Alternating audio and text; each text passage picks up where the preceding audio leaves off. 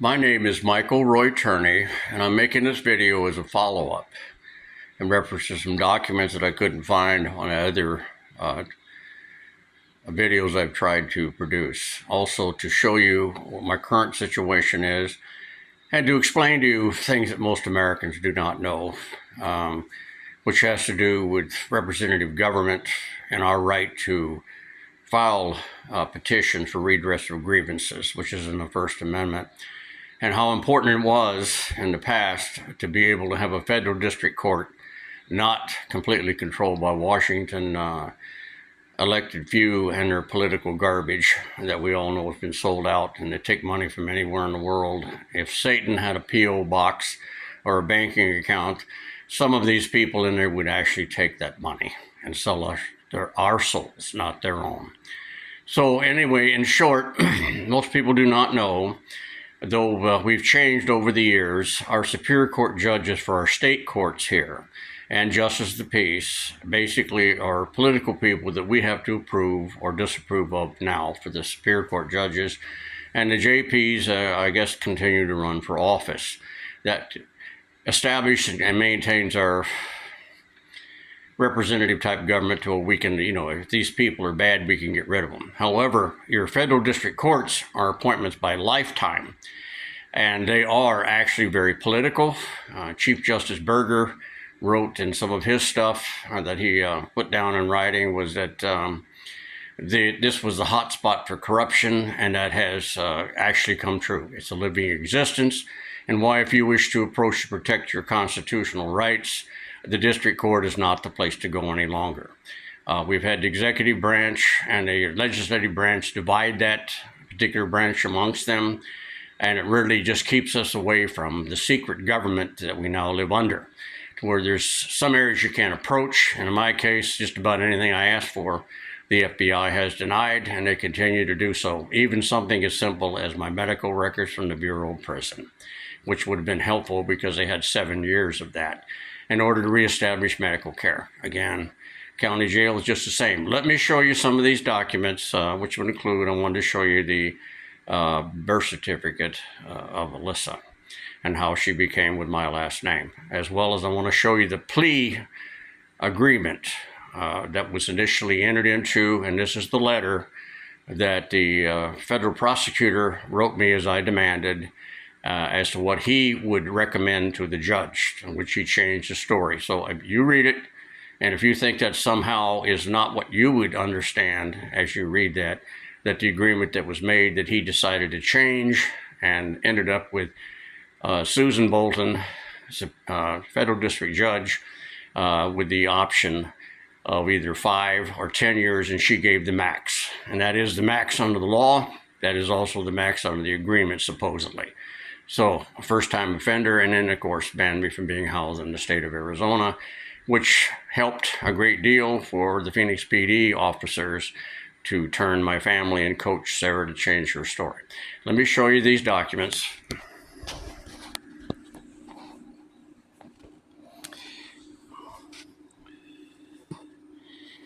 Now, this first one is, in fact, the letter written by a prosecutor named David Pimsmer. Now, if you take the time to read it, what I put in writing, or in highlights here in yellow, has to do with what he was going to supposedly recommend. And of course, he used the terms for certainty and finality if you read the entire document. I want to give you time to, if you want to read this, it's up to you what the statute sets for.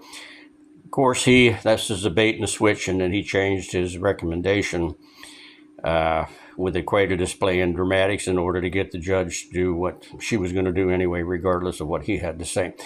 This is the second page of that, showing you who's the guy that wrote this, which is David Pimsmer, who was the lead prosecutor in this case. Now, this is the birth certificate of Alyssa after I adopted her. Okay, and that's her mother's signature on it. I don't know how significant it is, but it's very important to me. So, the other one, of course, is one of my many attempts, if I didn't display it before. If you can see that it's an actual document that I filed to try and disqualify Susan Bolton. And in this particular action, of course, that was all denied by the judge, as all of my motions were denied by the judge, except for petty things like extension. Now, what's currently going on is this. What people don't know, why would the state people that I'm trying to sue and make them take at least be accountable for these two corrupt police officers, and my whole intention, of course, was to make sure that it didn't happen again. That's going to be ignored, though I haven't gotten a ruling yet. This is what the state did. They took it out of a court that we have a little bit of a say by saying yes or no when judges come up. And again, you really want to keep Superior Court Judge Sam Myers, not for what he did for me, folks, but what he did for the Constitution of the United States. This is a very well legally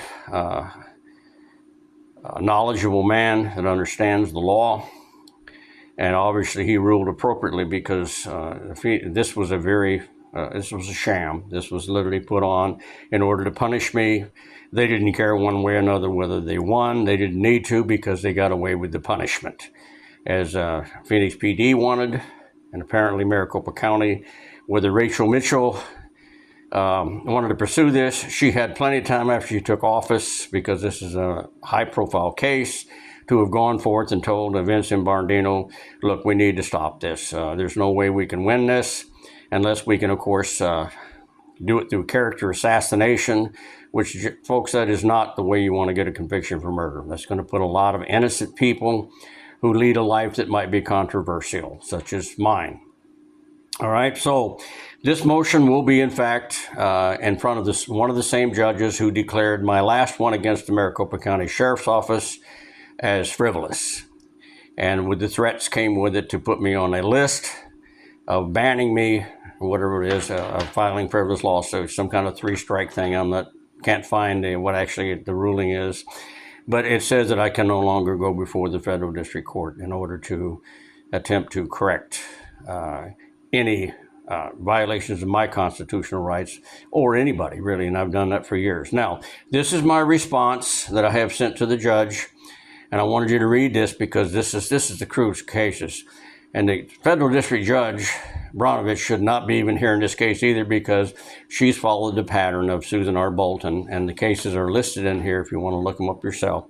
One of which was very critical against Corrections Corporations of America that Susan Bolton dismissed as frivolous, and then the executive branch under Obama and Biden went ahead and took up the responsibility because of the pressure from the Mexican consulate.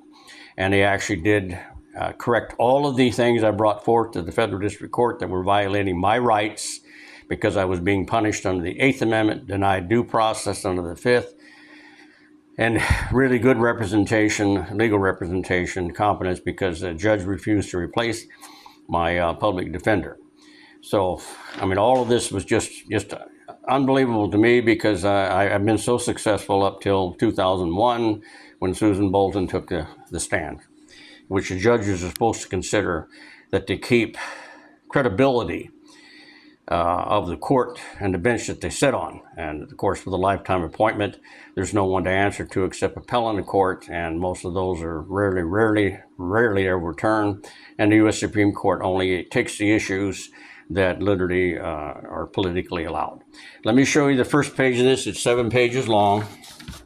If you wish to read it, I don't have an attorney. I don't have access to it, and I'm way too sick to be representing myself on these issues, but I want to at least let them know that I disagree with what they're doing. So this is the response that I have filed, and why it should not be in the federal district court. It should be turned to the state court, where all these things took place, because the federal court, again, has shown bias, political bias. This is page 2. I hope these are coming out where I'm sitting. I don't know if they are or not. But this is something you need to really fully understand. You're talking about taking it from a state court where you have a say on what judges remain on the bench and what do not. They're putting it in a federal district court where you have absolutely no say as to if this judge is out of bounds, or this judge is bad, or has shown obvious bias towards certain issues. And Arizona has many, but none worse than being the corridor for human trafficking and sex slave trade, which, whether you want to believe it or not, and all the downplay this case and mine has to deal with that. And I fear I've lost her to that. Slam in the face for something I've been very outspoken against. Number 2, or this would be number 4, or page 4. You need to understand this. We are in a crisis mode for the Constitution of the United States. Those founding fathers did that with the foresight to understand the citizens, in order to fight any attempt at governmental tyranny, which is what we're facing now in a total United States police state. I mean, think about it, people. You're going to use a full military operation with a local police department ramming citizens, 72-year-olds, to make an arrest. Okay, using all military. I thought I was being attacked by the United States Army. That's what it looked like. You do not want to get that in the hands of one of the most brutal and excessive force police departments in the United States of America. That was a bad decision on whoever did it, for whatever reason they did it. They want to give that to the sheriff down on the border. I have no problem with that either, or full military operations.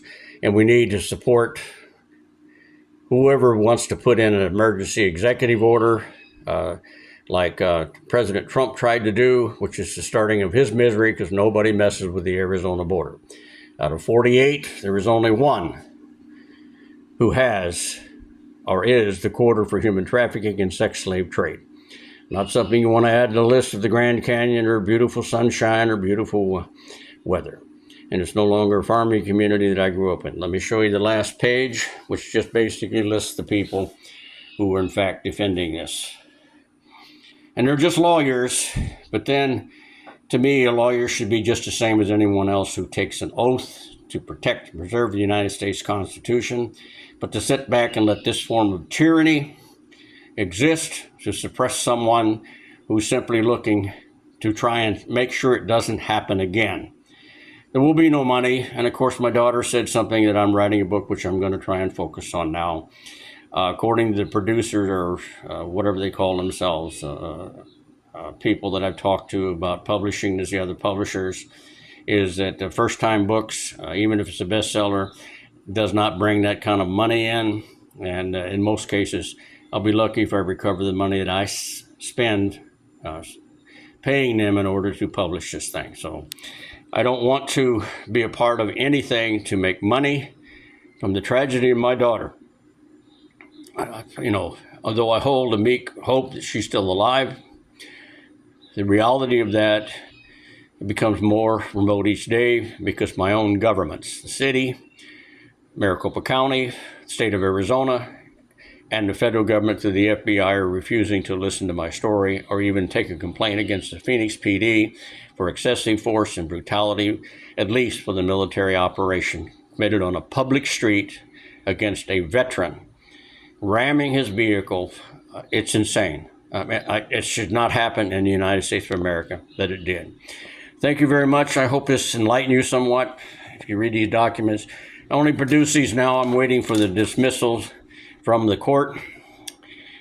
They may even send what they call an opportunity to alter or change my complaint, which again, I will attempt to do that. But I'm not an attorney. I'm very sick physically and mentally, trying to recover from 3 years in a very drastic, draconian miasma dungeon conditions, suffering from physical stuff, medical stuff, but going to see doctors on a regular basis, trying to get back my health.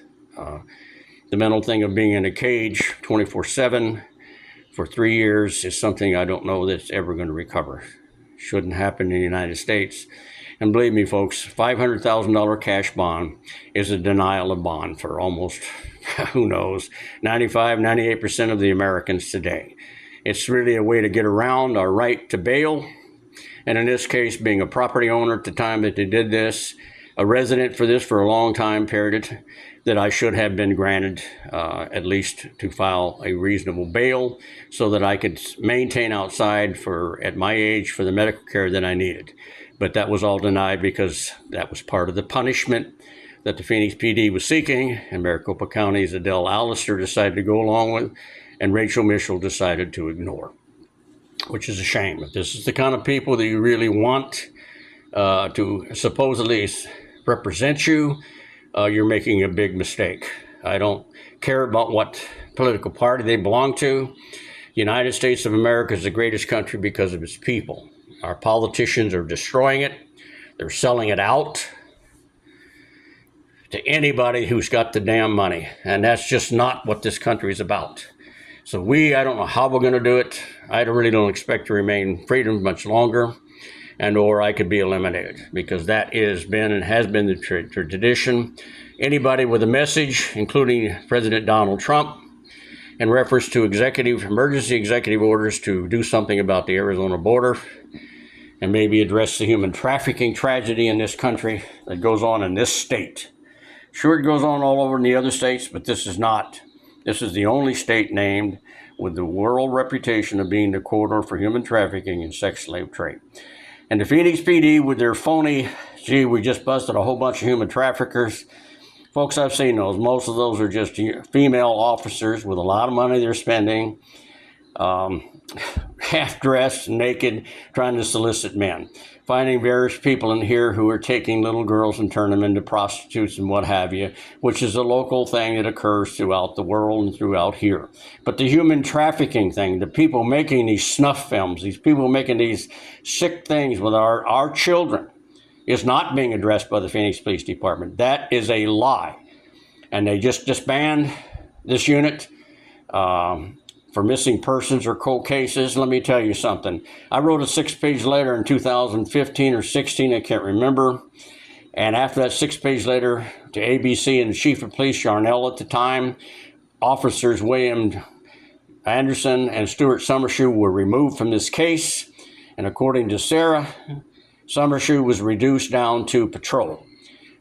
That's not just somebody disbanding an organization, folks. That's because in that letter it showed that those 2 police officers lied to get the original search warrant. And then Susan R. Bolton refused to let me get the evidence to prove for a motion to suppress, to throw that whole thing out, and none of this should have ever occurred. And not just because of technicalities, because the fact I did not kill or molest either one of my daughters. It's just not the way I do things. That may seem strange to you, but that's just not the way to do business. Security systems are now everywhere. Everybody records everybody. I was doing it in 2001 because a man tried to break into my house when my 2 daughters were alone, and all the troubles I've had out of union harassment during the building of the Palo Verde nuclear power plant and the shooting that occurred at Local 640, I think in 1979. Thank you for your time. I hope your day is better than mine.